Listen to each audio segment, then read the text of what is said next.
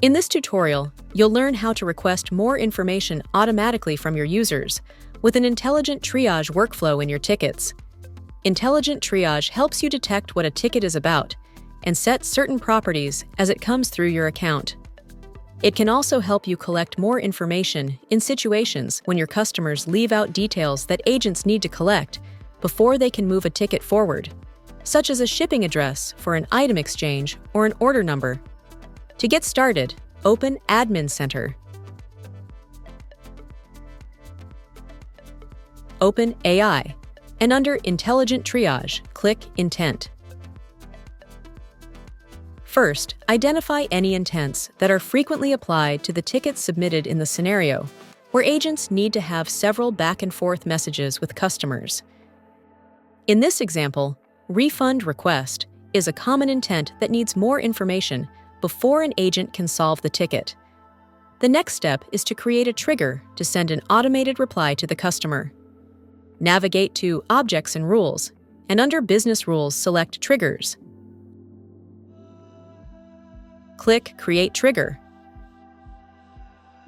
Give your trigger a name.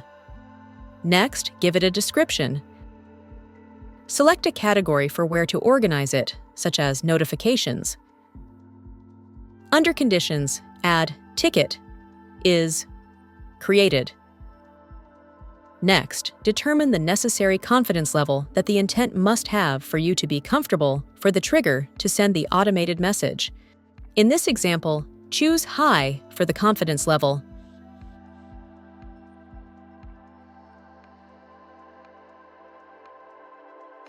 For the next condition, select the intent, which for this example is Refund Request.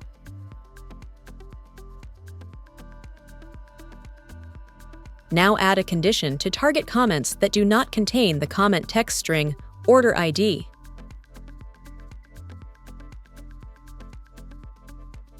Scroll down to Actions. Select User Email and choose Requester.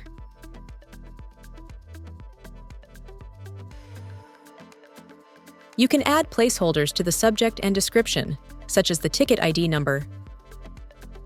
Next, create an email with an explanation of what the user needs to send in to follow up on their request. Once you are ready, click Create Trigger. This new trigger gives the customer the opportunity to reply before the agent sees the ticket and makes it more likely that the agent can solve the ticket in a single touch instead of going back and forth.